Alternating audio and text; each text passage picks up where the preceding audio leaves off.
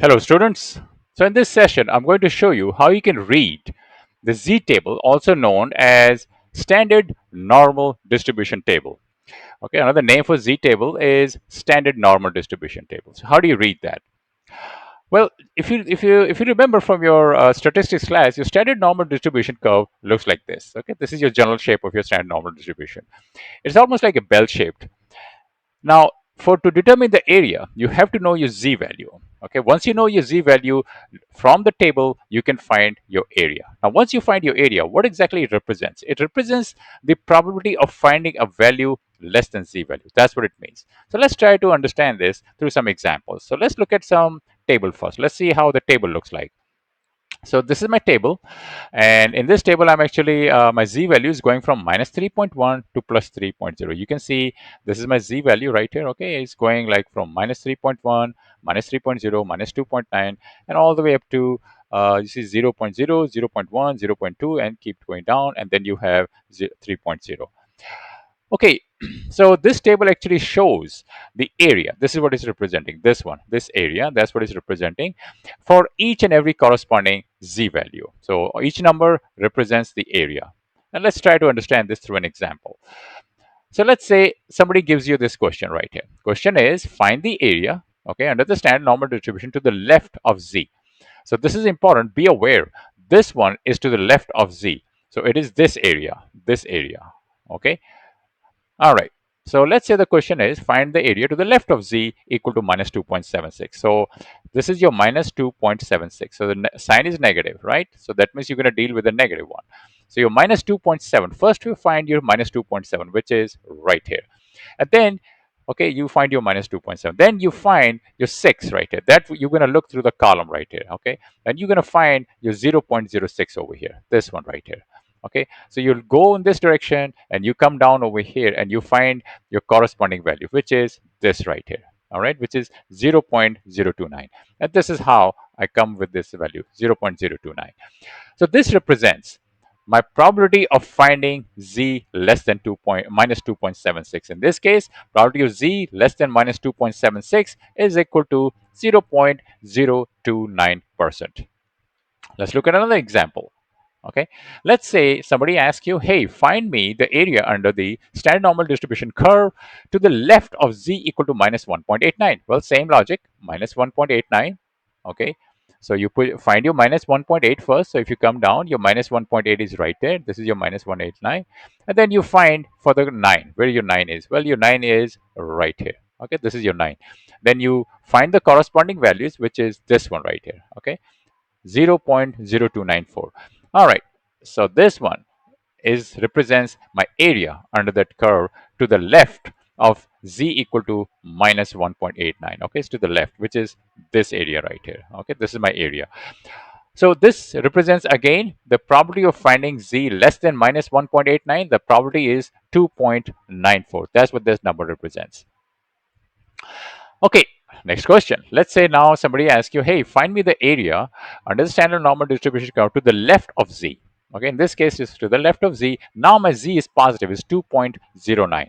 2.09. It is not negative, it's positive. So you're going to go through the positive values now. So in this case, your positive value would be right here. Okay, this is your positive value plus 2.0. You find your 2.0 and then you find your 9. Your 9 is right here. This is your 9 value. Okay, so you're going to look for this value, find this value, and your corresponding value is right here. So this is my area, 9817, and this is my area right here, 9817.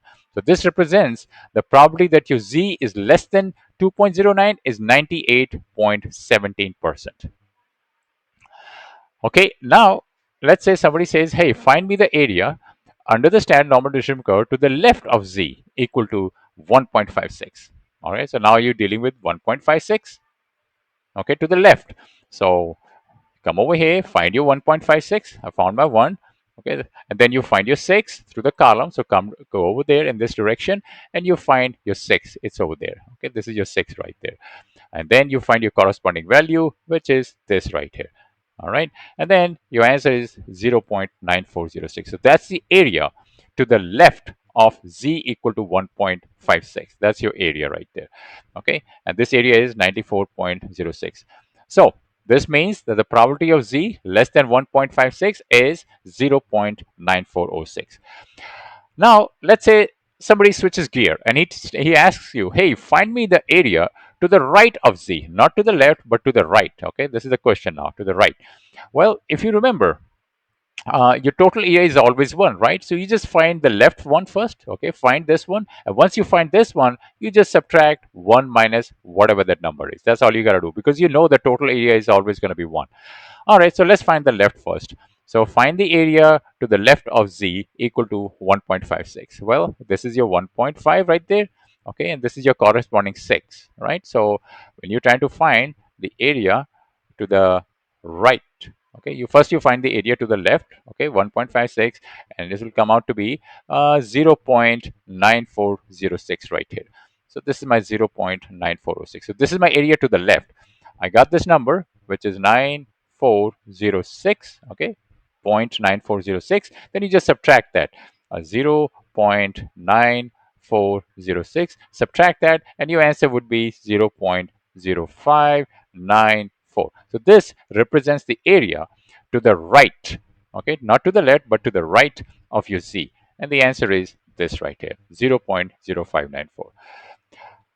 Now let's say somebody says, hey, I want you to find me the area between two values of z, between z1 equal to minus 1.45 and z2 equal to 1.56. So in this case, you have to find the area between two values. Well, you can do that too. Okay, the way you do, you first find this area.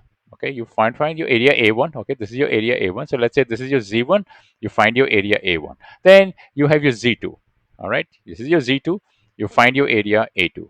Now make sure your z1 is smaller than z2. Okay, you have to make sure of that. Now, just by looking at the picture, you can tell that your area, okay, between z1 and z2 is going to be equal to a2 minus a1. That's going to be your area. We can find our area A1 by looking at the table. We can find our A2 using the table. So let's do that. So the area to the left of Z1 is how much? 0.035. That's by looking at the table. You can look it up in the table. That will give you the answer 0.0735. That's your area to the left of Z1. Now you find the area to the left of Z2. Okay, so this is my A1 right here. Okay, this is my A1, and this is going to be my A2. Okay, so it finds my A2 right there. All right. Okay. So the area to the left of Z2 is 0.9406. So what is the area between Z1 and Z2? It's going to be A2, right? A2 minus A1. All right. And the answer is right here. So I do the subtraction, and the answer comes out to be 0.8671. So the probability the Z is between this value, okay, minus 1.45 to plus 1.56, the answer is 0.867.